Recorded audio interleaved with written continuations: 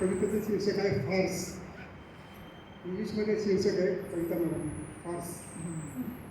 कविता निवडीसाठी त्यांनी नेमला एक आयोग. ही कविता अशी आहे, एक कवी संमेलन होतं, त्या कवी संमेलनाचीच कविता. कविता निवडीसाठी त्यांनी नेमला एक आयोग, सदस्य सर्व अक्षरशत्रू हाही असे योगायोग. मोजमापांच्या परिमाणांचा निवडीसाठी निकष लागला. मोजमापांच्या परिमाणांचा निवडीसाठी निकष लागला. लांब रुंद कवितांचा क्रम अगदी वरती लागला. फल फळ डला ड तुला तू सल असं फल फळ डला ड तुला तू सल असं कविता निवडल्या गेल्या. संमेलनाला येण्यासाठी कविवर्यांना तारा गेल्या. अध्यक्षपदासाठी सदस्यात चुरस लागली. अध्यक्षपदासाठी सदस्यात चुरस लागली. आखाड्याच्या वस्तादाची सर्वानुमते निवड होती. कविता कशाशी खातात हे त्यांना माहीत नव्हतं. खातात की आस्वादतात हेही ठाऊक नव्हतं. कवितांचा विषय होता प्रेम किंवा निसर्ग, काहींचा राजकारण तर काहींचा भूकंप. एका कवीची एकच कविता अध्यक्षांनी बंधन घातले. एका कवीची एकच कविता अध्यक्षांनी बंधन घातले.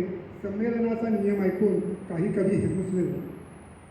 बऱ्याच श्रोत्यांचे लक्ष नव्हते. काही जण चुळबुळत होते, काही मात्र कवितांची श्रवणभक्ती करत होते.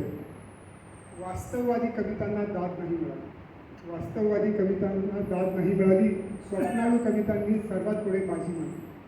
अध्यक्ष महोदय डोळे मिटून कविता ऐकत होते. अध्यक्ष महोदय डोळे मिटून कविता ऐकत होते. मध्ये मध्ये डोलत होते, काही वेळ घुरत होते. तंबाखूचा बार धरून पिचकारी ते टाकत होते. कधी कान कोरता कोरता तंद्री लावून बसत होते. आणि अखेरची कविता संपली. संयोजकांनी खून केली. अध्यक्ष महाराजांना संयोजकांनी खून केली. अध्यक्ष महाराजांची स्वारी माईक समोरून फाटली. खोकत खाकरत अध्यक्षांनी तिरपी टोपी सरळ केली. बंधू आणि भगिनींनो अशी जोरदार सुरुवात केली.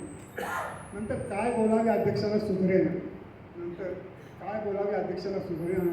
पाठ केलेले शब्द काही केला आठवेना. आपल्या पैरणीतून त्यांनी हळूच कागद काढला. अथपासून इथपर्यंत भाषण वाचले घडाघड. टाळ्यांचा कडकडाट आसमंत भितीत गेला. कवी संमेलन कार्यक्रम यथारीती संपन्न झाला.